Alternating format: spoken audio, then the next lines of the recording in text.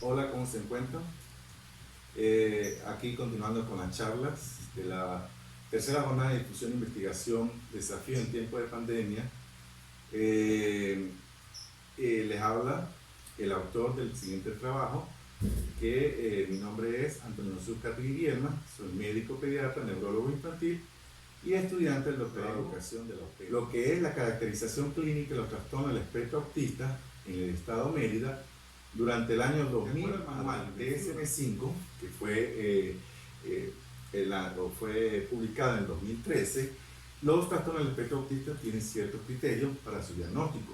Ya esto cambió con respecto al DSM-4 de años anteriores, y entre los criterios que se nombran en la lámina, el primero, el A, están las deficiencias persistentes en la comunicación social y en interacción social en diversos contextos.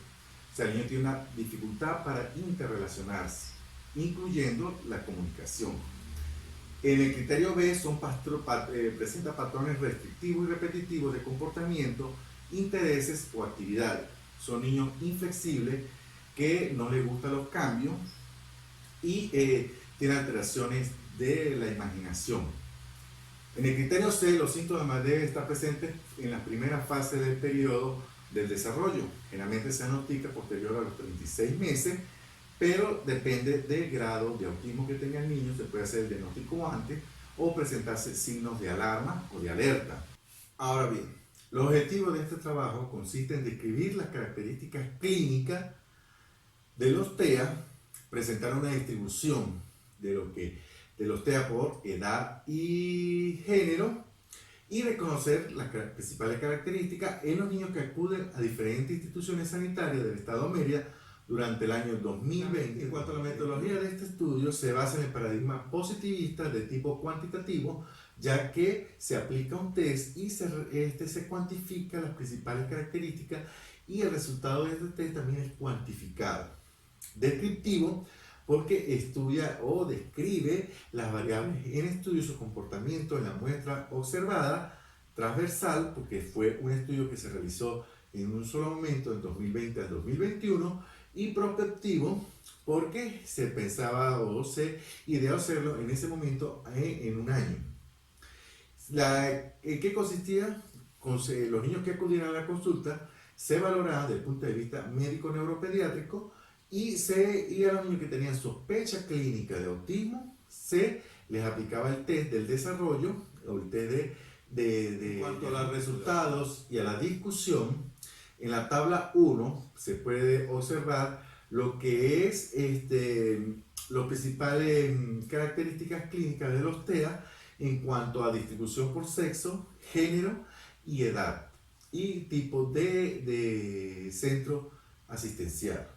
Se pudo observar que predominó en el sexo masculino con respecto al femenino en 86 casos por cada 23 femeninos. Si determinamos la razón de masculinidad, se observa que por cada 3.7 varones hubo una hembra. Esto es mucho más frecuente en varones, como lo explican. ¿Por qué esto es importante? No es porque el autismo, tal vez, hay diferentes estudios que determinan que el autismo no es que sea más frecuente en varones, sino que en niñas su manifestación es diferente. Sin embargo, pues esto todavía está por aclarar. En cuanto a la edad de diagnóstico, se observó que se diagnosticó en preescolares entre 2 a 6 años en 60 casos, y de 7 a 11 años en 36 casos, y mayores de 12 años en 13 casos. ¿Por qué lo importante? Porque el diagnóstico se está haciendo en la edad preescolar, ya que es la edad que el niño sale de la casa, ingresa a los maternales, a los simoncitos, a la preescolaridad, a la escolaridad, y es la época donde hay ese choque entre la comunicación, la interacción con sus padres, con docentes, fuera de la casa, los cuales son más objetivos y puede identificar este tipo de trastorno en niños. En cuanto al tipo de consulta, se dividieron en público, privado y semiprivado, observándose que hubo una distribución porcentual muy similar. Hubo en público menos casos, tal vez se asoció a que este estudio coincidió con el inicio de la pandemia, y por ende las consultas fueron suspendidas y por eso se ve de mucho menor porcentaje o mucho menos casos en este tipo de podemos observar cómo la escala de evaluación de autismo que se utilizó, según la escala, se hicieron, se recogieron información sobre diversos antecedentes, sobre todo en la que es aceptación de los padres y antecedentes familiares. Esto es importante porque se ha determinado que muchos factores culturales y familiares genéticos influyen en el diagnóstico, evolución y pronóstico de estos niños. Sin embargo, podemos observar que hubo aproximadamente un 40,33% en padres que presentaron negación, o sea, casi la mitad de los padres se negaron o tenían negación al momento del diagnóstico. Es importantísimo, ya que pues, hablarle de autismo a los padres, ya sea a nivel de la consulta médica o a nivel de las escuelas, es un tema muy difícil. Y esto, si un padre que no acepta que su niño tiene este trastorno, esto va a empeorar la intervención o va a dificultar la intervención y empeorar su pronóstico. En cuanto a los antecedentes familiares, se puede observar que el 81,65% tuvieron antecedentes familiares de autismo. Buscando las características principales de antecedentes, se pudo, en el estudio, se hizo el diagnóstico a padres durante la consulta que se le pudo aplicar el test y a conductas que eran subjetivas en familiares que probablemente tuvieran trastorno del espectro autista. Claro, este segundo criterio es mucho más subjetivo porque no se aplicó directamente el test, sino se pudo inferir por la entrevista. Se pudo observar que se diagnosticó más en padres, en varones, que en madres durante la consulta y en los padres que acudían a la consulta, pero que algunos no acudían, se presumió que también fue más frecuente en varones, en un 22,47%, en padres que probablemente por su conducta o su comportamiento presentaran autismo, y 14 hembras, un 15,73%. En la tabla 4 podemos relacionar lo que es los puntajes de evaluación de la prueba que se aplicó o el test según el área de desarrollo comprometida. Este test pues divide todavía lo que es dificultad en la interacción social, área de lenguaje del habla y juego anormal simbólico imaginario, como lo hacía Wynn en sus estudios.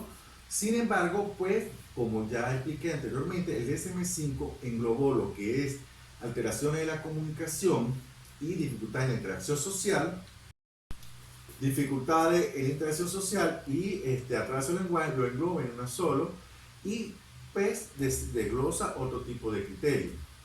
Se puede evidenciar que en esta escala de evaluación las áreas más comprometidas son las dificultades de interacción social. Esto es importante para el docente porque debemos estar pendientes de que un niño que interactúa, que no se relaciona con los demás, que siempre tiene dificultades, que siempre termina peleando, que tiene conductas disruptivas, que no concuerdan con un comportamiento de acuerdo a la edad, es sospechoso para presentar este tipo de trastorno. En la tabla 5, que corresponde a la distribución de los tipos de trastornos del espectro autista, según la escala de evaluación, esta escala pues nos orienta de qué grado de autismo tiene según las características clínicas. De 109 casos, 1 con la aplicación del test se descartó. Sin embargo, se siguió vigilando porque tenía la sospecha clínica alta de presentar características. En cuanto a los casos leves, observamos que fue el grupo de mayor predominancia en 63,3%, en el caso moderado en 34,9% y solo un caso severo de 0,9%. Esto es porque es importante, porque los grados leves son los que menos se diagnostican.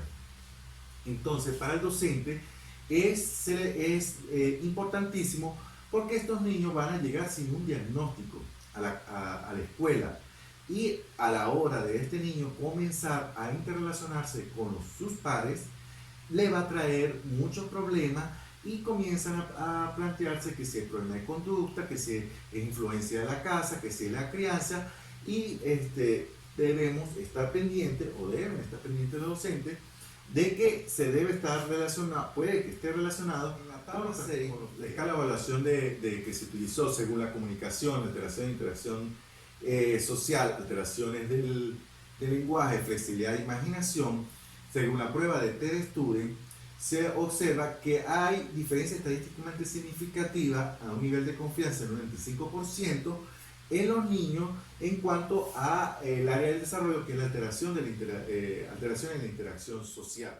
En cuanto a las conclusiones, podemos inferir que los trastornos del espectro autista son trastornos del neurodesarrollo, donde el DSM-5 del 2013 lo caracteriza por problemas de comunicación, de interacción social y alteración de los factores. Otra de las conclusiones importantes es que la valoración de los pacientes con TEA debe ser por un equipo integral, de evaluación integral, que corresponde en cuanto a la parte médica al neuropediatra, al psiquiatra, y en cuanto a la parte educativa, el docente es el que sospecha.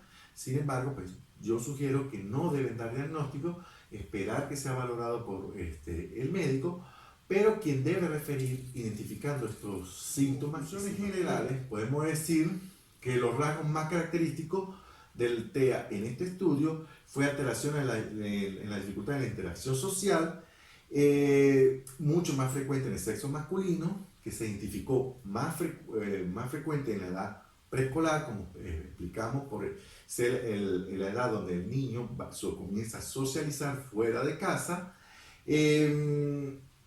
No está asociado a un estrato social, y cerca de la mitad de los padres están en una fase de negación, lo cual puede empobrecer su diagnóstico o su pronóstico, perdón. El factor genético es importantísimo, cerca de un 81.65%, por lo que se debe investigar antecedentes familiares de padres con. En cuanto a las recomendaciones, se recomienda sensibilizar a las autoridades tanto sanitarias como educativas sobre la importancia del abordaje de los trastornos del espectro autista, la identificación temprana, y conformar en las diferentes instituciones educativas equipos multidisciplinarios que se encarguen de la. Bueno, hasta acá la charla sobre caracterización de los trastornos del espectro autista. Cualquier pregunta, estoy a la orden.